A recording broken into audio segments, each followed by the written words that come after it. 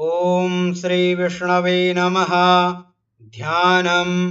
शान्ताकारं भुजगशयनं पद्मनाभं सुरेशं विश्वाधारं गगनसदृशं मेघवर्णं शुभांगं लक्ष्मीकान्तं कमलनयनं योगिभिर्ध्यानगम्यं वन्दे विष्णुं भवभयहरं सर्वलोकैकनाथम्। ॐ श्री परमात्मने नमः। अथ विष्णु सहस्रनाम स्तोत्रम्। यस्य स्मरणमात्रेण जन्म संसार बन्धनात् विमुच्यते। नमस्तस्मै विष्णवे प्रभविष्णवे। नमः समस्तभूतानामादिभूताय भूभृते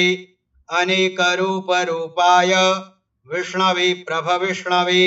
वैशम्पायन उवाच श्रुत्वा धर्मान् शेषेण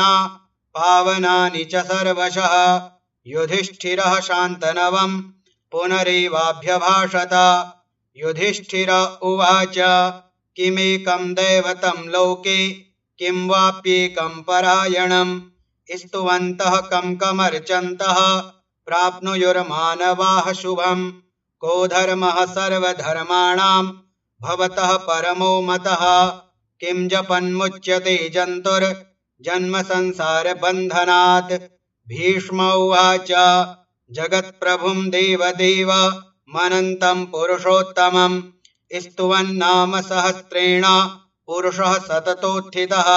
तमेव चार्चयन् नित्यं भक्त्या पुरुषमव्ययं ध्यायन् स्तुवन्नमस्यंश्च यजमानस्तमेव च। अनादिनिधनं विष्णुं सर्वलोकमहेश्वरं लोकाध्यक्षं स्तुवन्नित्यं सर्वदुःखातिगो भवेत्। ब्रह्मण्यं सर्वधर्मज्ञं लोकानां कीर्तिवर्धनं लोकनाथं महद्भूतं सर्वभूतभवोद्भवम्। एष मे सर्वधर्माणां धर्मोऽधिकतमो मतः यद्भक्त्या पुण्डरीकाक्षं स्तवैरर्चेन्नरः सदा। परमं यो महत्तेजः परमं यो महत्तपः परमं यो महद्ब्रह्म परमं यः परायणं पवित्राणां पवित्रं यो मङ्गलानां च मङ्गलं दैवतं देवतानां च भूतानां यो व्ययः पिता यतः सर्वाणि भूतानि भवन्त्यादियुगागमे यस्मिंश्च प्रलयं यान्ति पुनरेव युगक्षये। तस्य लोकप्रधानस्य जगन्नाथस्य भूपते विष्णोर्नाम सहस्रं मे शृणु पापभयापहम्। यानि नामानि गौणानि विख्यातानि महात्मनः ऋषिभिः परिगीतानि तानि वक्ष्यामि भूतये। ॐ विश्वं विष्णुर्वषट्कारो भूतभव्यभवत्प्रभुः भूतकृद्भूतभृद्भावो भूतात्मा भूतभावनः भूतात्मा परमात्मा च मुक्तानां परमा गतिः अव्ययः पुरुषः साक्षी क्षेत्रज्ञोऽक्षर एव च। योगो योगविदां नेता प्रधानपुरुषेश्वरः नारसिंहवपुः श्रीमान् केशवः पुरुषोत्तमः सर्वः शर्वः शिवस्थाणुर्भूतादिर्निधिरव्ययः सम्भवो भावनो भर्ता प्रभवः प्रभुरीश्वरः स्वयंभूः शम्भुरादित्यः पुष्कराक्षो महास्वनः अनादिनिधनो धाता विधाता धातुरुत्तमः अप्रमेयो हृषीकेशः पद्मनाभोऽमरप्रभुः विश्वकर्मा मनुस्त्वष्टा स्थविष्ठः स्थविरो ध्रुवः अग्राह्यः शाश्वतः कृष्णो लोहिताक्षः प्रतर्दनः प्रभूतस्त्रीककुब्धाम पवित्रं मङ्गलं परम् ईशानः प्राणदः प्राणो ज्येष्ठः श्रेष्ठः प्रजापतिः हिरण्यगर्भो भूगर्भो माधवो मधुसूदनः ईश्वरो विक्रमी धन्वी मेधावी विक्रमः क्रमः अनुत्तमो दुराधर्षः कृतज्ञः कृतिरात्मवान् सुरेशः शरणं शर्मा विश्वरेताः प्रजाभवः अह संवत्सरो व्यालः प्रत्ययः सर्वदर्शनः अजः सर्वेश्वरः सिद्धः सिद्धिः सर्वादिरच्युतः वृषाकपिरमेयात्मा सर्वयोगविनिःसृतः वसुर्वसुमनाः सत्यः समात्मा संमितः समः अमोघः पुण्डरीकाक्षो वृषकर्मा वृषाकृतिः रुद्रो बहुशिरा बभ्रुर्विश्वयोनिः शुचिस्रवाः अमृतः शाश्वतः स्थाणुर्वरारोहो महातपाः सर्वगः सर्वविद्भानुर्विश्वक्सेनो जनार्दनः वेदो वेदविदव्यङ्गो वेदाङ्गो वेदवित्कविः लोकाध्यक्षः सुराध्यक्षो धर्माध्यक्षः कृताकृतः चतुरात्मा चतुर्व्यूहश्चतुर्दंष्ट्रश्चतुर्भुजः भ्राजिष्णुर्भोजनं भोक्ता सहिष्णुर्जगदाधिजः अनघो विजयो जेता विश्वयोनिः पुनर्वसुः उपेन्द्रो वामनः प्रांशो रमोघः शुचिरूर्जितः अतीन्द्रः संग्रहः सर्गो धृतात्मा नियमो यमः वेद्यो वैद्यः सदा योगी वीरः माधवो मधुः अतीन्द्रियो महामायो महोत्साहो महाबलः महाबुद्धिर्महावीर्यो महाशक्तिर्महाद्युतिः अनिर्देश्य वपुः श्रीमान् मेयात्मा महादृधृक् महेश्वासो महीभर्ता श्रीनिवासः सतां गतिः अनिरुद्धः सुरानन्दो गोविन्दो गोविदाम्पतिः मरीचिर्दमनो हंसः सुपर्णो भुजगोत्तमः हिरण्यनाभः सुतपाः पद्मनाभः प्रजापतिः अमृत्युः सर्वदृक्सिंहः सन्धाता सन्धिमानस्थिरः अजो दुर्मर्षणः शास्ता विश्रुतात्मा सुरारिः गुरुर्गुरुतमो धाम सत्यः सत्यपराक्रमः निमिषो निमिषः स्त्रग्वी वाचस्पतिरुदारथिः अग्रणिर्ग्रामणिः श्रीमान् न्यायो नेता समीरणः सहस्रमूर्धा विश्वात्मा सहस्राक्षः सहस्रपात् आवर्तनो निवृत्तात्मा संवृतः संप्रमर्दनः अह संवर्तको वहनी रनिलो धरणीधरः सुप्रसादः प्रसन्नात्मा विश्वधृग्विश्वभुग्विभुः सत्कर्ता सत्कृतः साधुर्जहन्नुर्नारायणो नरः असंख्येयो प्रमेयात्मा विशिष्टः शिष्टकृच्छुचिः सिद्धार्थः सिद्धसंकल्पः सिद्धिदः सिद्धिसाधनः वृषा हि वृषभो विष्णुर्वृषपर्वा वृषोदरः वर्धनो वर्धमानश्च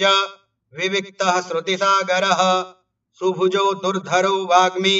महीन्द्रो वसुदो वसुः नैकरूपो बृहद्रूपः शिपिविष्टः प्रकाशनः ओजस्तेजोद्युतिधरः प्रकाशात्मा प्रतापनः ऋद्धः स्पष्टाक्षरो मन्त्रश्चन्द्रांशुर्भास्करद्युतिः अमृतांशुद्भवो भानुः शशबिन्दुः सुरेश्वरः औषधं जगतः सेतुः सत्यधर्मपराक्रमः भूतभव्यभवन्नाथः पवनः पावनो नलः कामः कामकृत्कान्तः कामः कामप्रदः प्रभुः युगादिकृद्युगावर्तो नैकमायो महाशनः अदृश्यो व्यक्तरूपश्च सहस्रजिदनन्दजित् इष्टो विशिष्टः शिष्टेष्टः शिखण्डी नहुषो वृषः क्रोधः क्रोधकृत्कर्ता विश्वबाहुरमहीधरः अच्युतः प्रथितः प्राणः प्राणदो वासवानुजः अपां निधिरधिष्ठानमप्रमत्तः प्रतिष्ठितः स्कन्दः स्कन्दधरो धुर्यो वरदो वायुवाहनः वासुदेवो बृहद्भानो रादिदेवः पुरन्दरः अशोकस्तारणस्तारः शूरः शौरिर्जनेश्वरः अनुकूलः शतावर्तः पद्मी पद्मनिभीक्षणः पद्मनाभोरविन्दाक्षः पद्मगर्भः शरीरभित्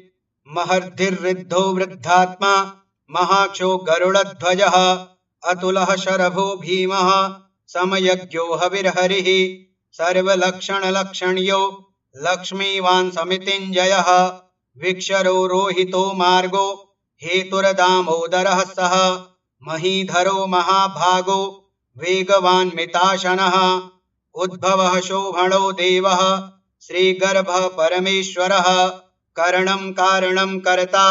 विकर्ता गहनो गुहा व्यवसायो व्यवस्थानः संस्थानः स्थानदो ध्रुवः परर्धिः परमस्पष्टः तुष्टः पुष्टः शुभीक्षणः रामो विरामो विरजो मार्गो नेयो नयो नयः वीरः शक्तिमतां श्रेष्ठो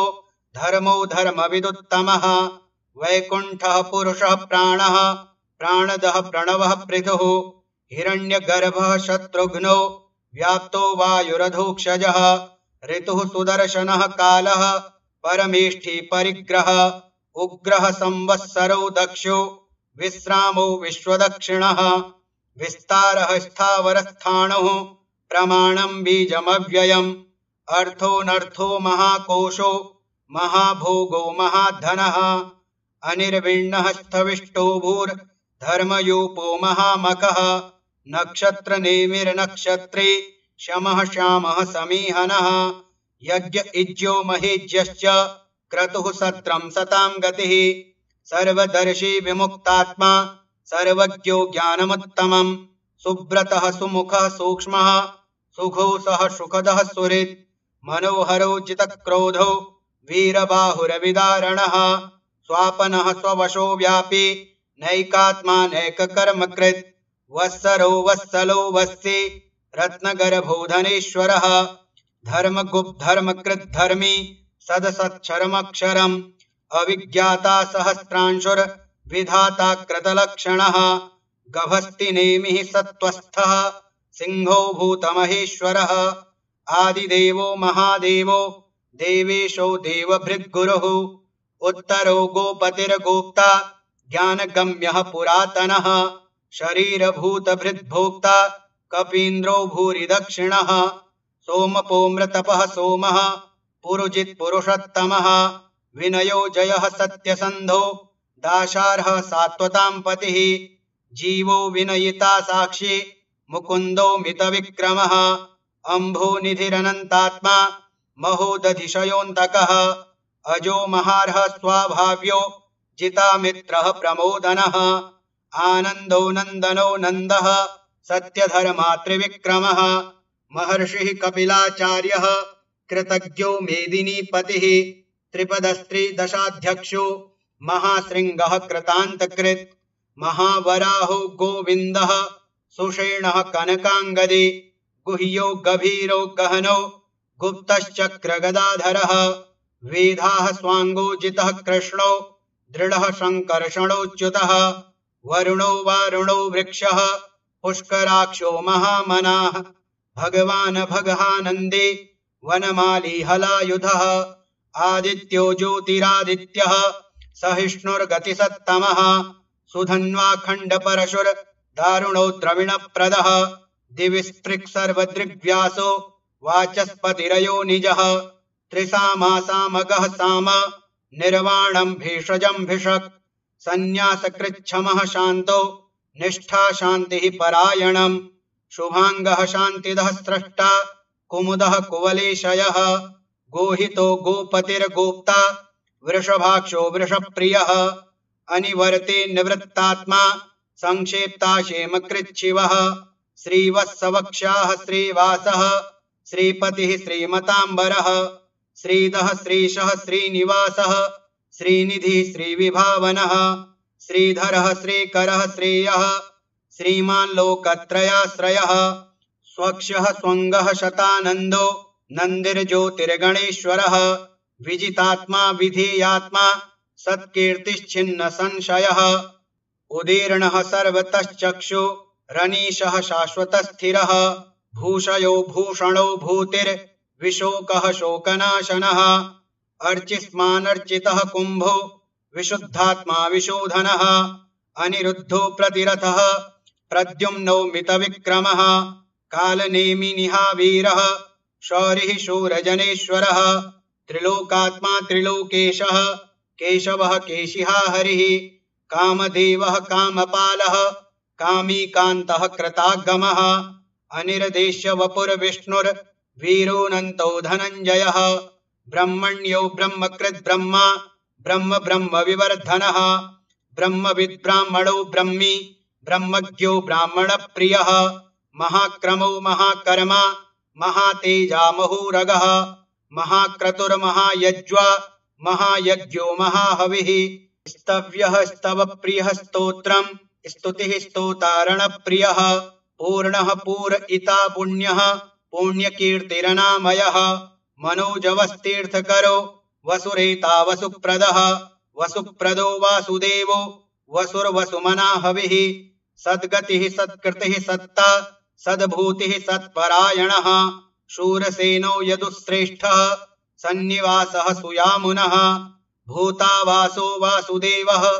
सर्वासु निलयो नलः दर्पः दर्पदो दृप्तो दुर्धरोऽथा पराजितः विश्वमूर्तिर्महामूर्तिर्दीप्तमूर्तिरमूर्तिमान् अनेकमूर्तिरव्यक्तः शतमूर्तिः शताननः एको नैकः सवः कः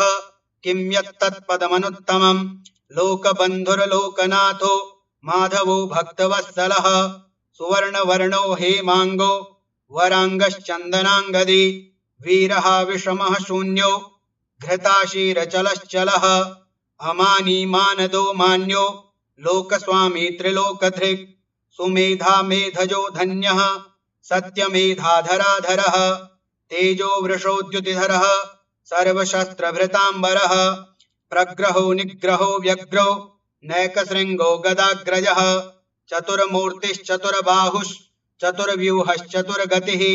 चतुरात्मा चतुर्भावश्चतुर्वेदविदेकपात् समावर्तो निवृत्तात्मा दुर्जयो दुरतिक्रमः दुर्लभो दुर्गमो दुर्गो दुरावासो दुरारिहा शुभांगो लोकसारंगः सुतन्तुस्तन्तुवर्धनः इंद्रकर्मा महाकर्मा कृतकर्मा कृतागमः उद्भवः सुन्दरः सुन्दो रत्ननाभः सुलोचनः अर्को वाजसनः शृंगे जयन्तः सर्वविजयी सुवर्णबिन्दुरक्षोभ्यः सर्ववागीश्वरेश्वरः महाह्रदो महागर्तो महाभूतो महानिधिः कुमुदः कुन्दरः कुन्दः पर्जन्यः पावनो नीलः अमृताशोऽमृतवपुः सर्वज्ञः सर्वतोमुखः सुलभः सुव्रतः सिद्धः शत्रुजिच्छत्रुतापनः न्यग्रोधोदुम्बरोऽश्वत्थश्चाणूरान्ध्रनिषूदनः सहस्रार्चिः सप्तजिह्वः सप्तैधाः सप्तवाहनः अमूर्तिरनघोचिन्त्यो भयकृद्भयनाशनः अणुर्बृहत्कृशः स्थूलो गुणभृन्निर्गुणो महान् अधृतः स्वधृतः स्वास्यः प्राग्वंशो वंशवर्धनः भारभृत्कथितो योगी योगीशः सर्वकामदः आश्रमः श्रमणः श्यामः सुपर्णो वायुवाहनः धनुर्धरो धनुर्वेदो दण्डो दमयितादमः अपराजितः सर्वसहो नियन्ता नियमो यमः सत्त्ववान् सात्विकः सत्यः सत्यधर्मपरायणः अभिप्रायः प्रियार्होर्ह प्रियकृत्प्रीतिवर्धनः विहाय सगतिर्ज्योतिः सुरुचिरहुतभुग्विभुः रविर्विरोचनः सूर्यः सविता रविलोचनः अनन्तो हुतभुग्भोक्ता सुखदो नैकजोग्रयः अनिर्विण्णः सदा मर्षि लोकाधिष्ठानमद्भुतः सनात् सनातनतमः कपिलः कपिरप्ययः स्वस्तिदः स्वस्तिकृत् स्वस्ति स्वस्तिभुक् स्वस्ति दक्षिणः अरौद्रः कुण्डली चक्रे विक्रम्योर्जितशासनः शब्दातिगः शब्दसः शिशिरः सर्वरीकरः अक्रूरः पेशलो दक्षो दक्षिणः शमिनाम्बरः विद्वत्तमो वीतभयः पुण्यश्रवणकीर्तनः उत्तारणो दुष्कृतिः पुण्यो दुःस्वप्ननाशनः वीरः रक्षणः सन्तो जीवनः पर्यवस्थितः अनन्तरूपोऽनन्तश्रीर्जितमञ्जुर्भयापः चतुरस्रो गभीरात्मा विदिशो व्यादिशो दिशः अनादिर्भूर्भुवो लक्ष्मीः सुवीरो रुचिराङ्गदः जननो जनजन्मादिर्भीमो भीमपराक्रमः आधारनिलयो धाता पुष्पहासः प्रजागरः ऊर्ध्वगः सत्पथाचारः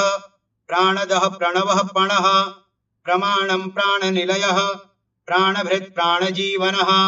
तत्त्वं तत्त्वविदेकात्मा जन्म मृत्युजरातिगः भूर्भुवः स्वस्तरुस्तारः सविता प्रपितामहः यज्ञो यज्ञपतिर्यज्वा यज्ञाङ्गो यज्ञवाहनः यज्ञभृद्यज्ञकृद्यज्ञी यज्ञभुग्यज्ञसाधनः यज्ञान्तकृद्यज्ञगुह्य मन्नमन्नाद एव च आत्मयोनिः स्वयं जातो वैखानः सामगायनः देवकीनन्दनः स्रष्टा क्षितिशः पापनाशनः शङ्खभृन्नन्दके चक्रे शारङ्गधन्वा गदाधरः रथाङ्गपाणिरक्षोभ्यः सर्वप्रहरणायुधः ॐ नम इतीदं कीर्तनीयस्य केशवस्य महात्मनः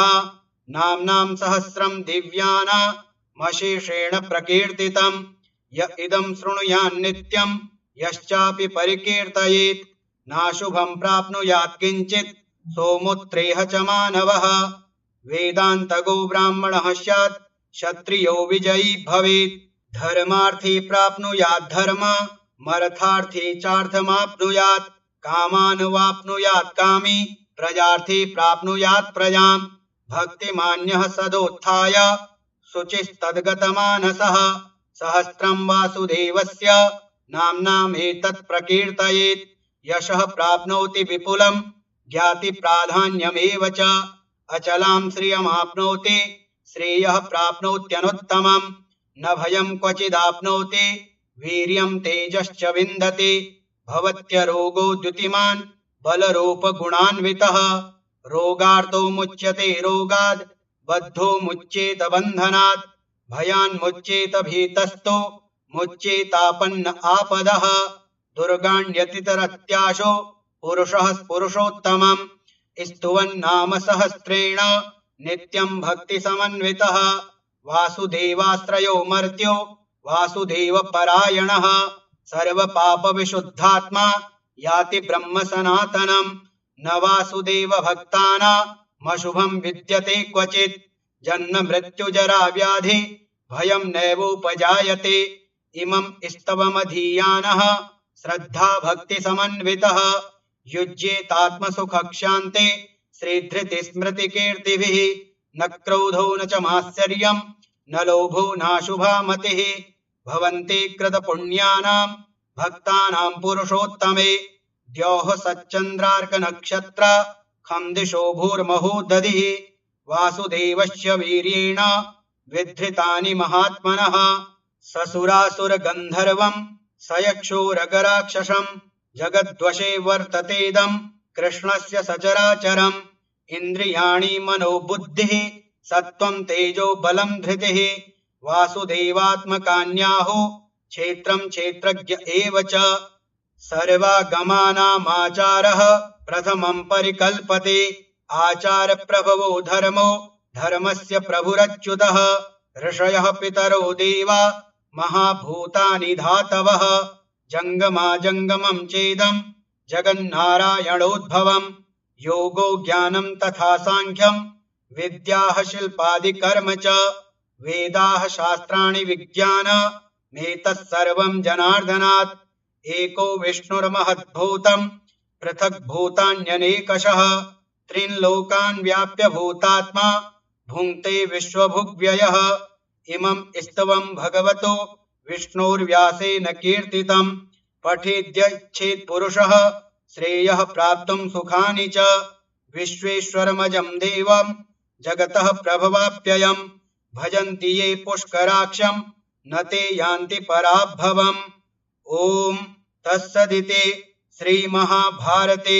शतसाहस्र्यां संहितायां वैयासिक्यामानुशासनिके पर्वणि भीष्मयुधिष्ठिर संवादे श्रीविष्णोर्दिव्यसहस्रनामस्तोत्रं श्रीविष्णोर्पणमस्तु।